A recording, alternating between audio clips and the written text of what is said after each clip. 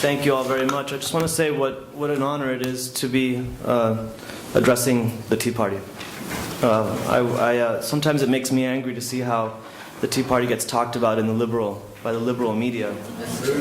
And I remember how the liberal media used to talk about a certain former Democrat and former actor from the formerly great state of California. And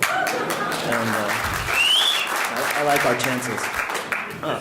I happen to be reading a book that I got from one of my many bosses at TPPF, the great Kathleen White, former chairman of TCQ. She gave me this for Christmas. It's the book Upstream by Alfred Regnery. It's The Ascendance of American Conservatism.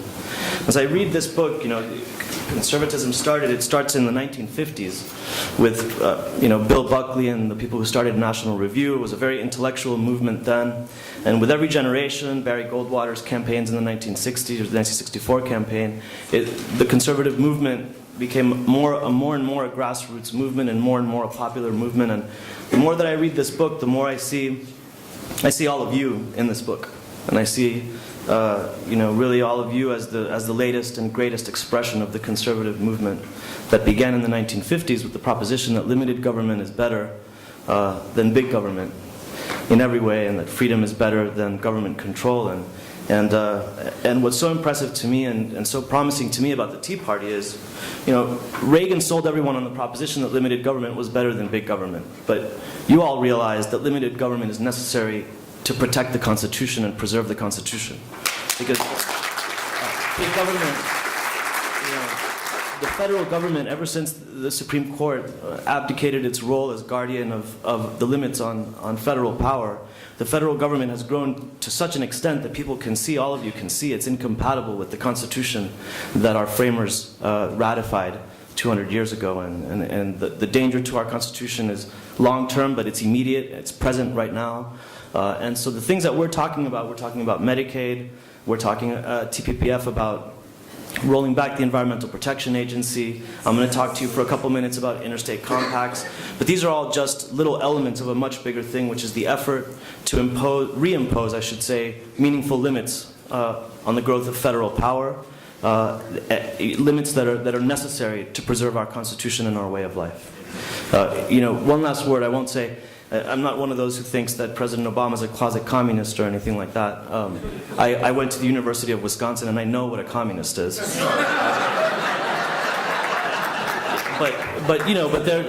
There was a time in this country when the protections against socialism were embedded in the Constitution. They're no longer embedded in the Constitution. They're purely political. There's nothing standing between us and 60-70% of the economy coming under government control, except prevailing opinion in a political climate. And that's a very dangerous situation, because we've already seen in the election of 2008 that people can go crazy and elect anybody,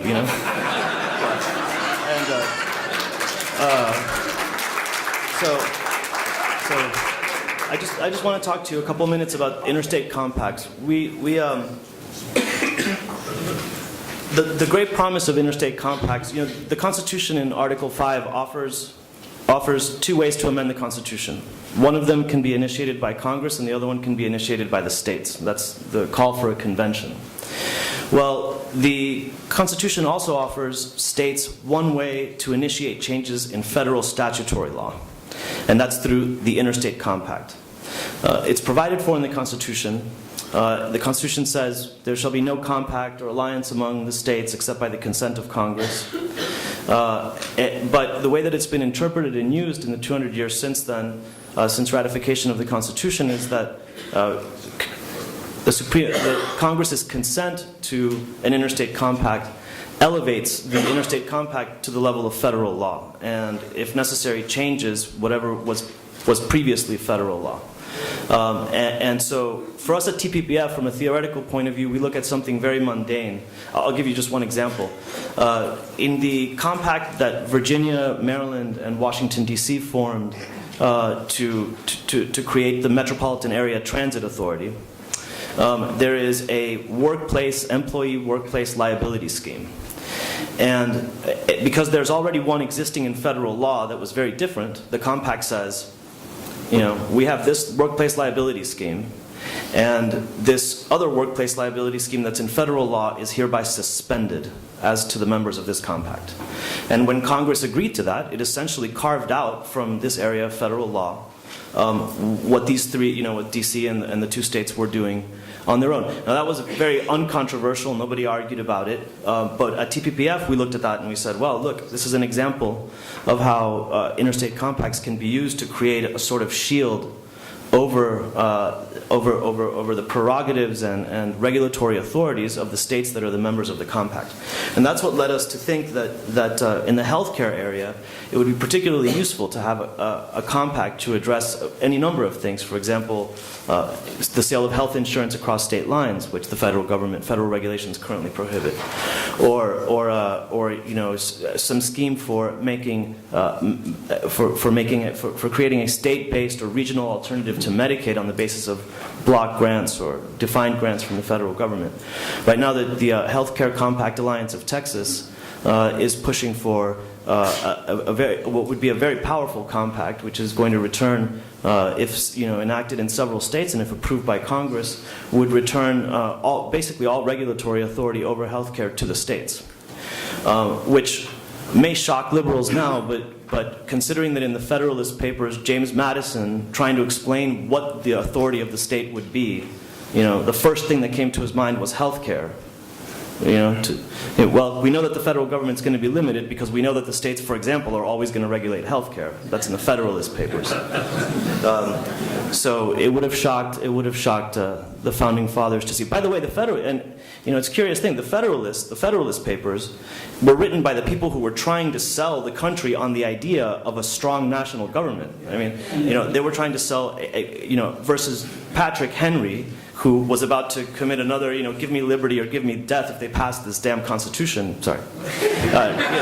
Because he thought it was just a great accumulation of federal power. And so, in defense of the proposed national government, James Madison and Alexander Hamilton stressed over and over again that this federal government would be one of limited powers, because the states would have plenary authority within a whole field of police powers, state regulation, such as healthcare, such as quarantine laws of every description, et cetera, et cetera. I'm sort of paraphrasing, but anyway, back to the Interstate Compact.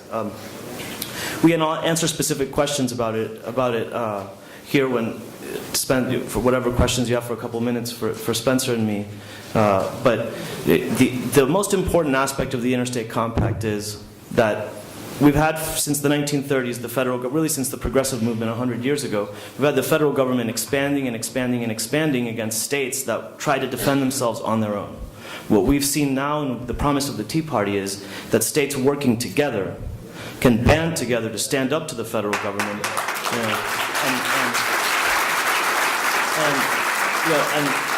and confront the federal government with, the federal government, Harry Reid and Nancy Pelosi passed this big law, and they celebrate, and then they've got 26, 27, 30, 35 state governments standing up and saying, no, this is not, you can't do that. And even if the Supreme Court says you can do it, you can't do it, and we're not going to let you do it. And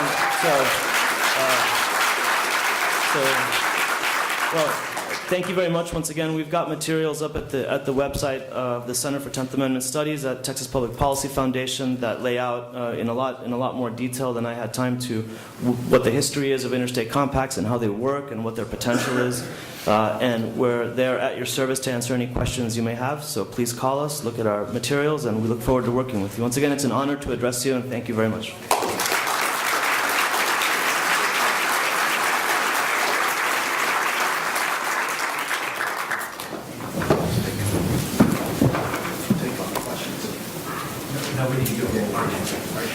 Let's thank these guys again. Thank you very much. Wow.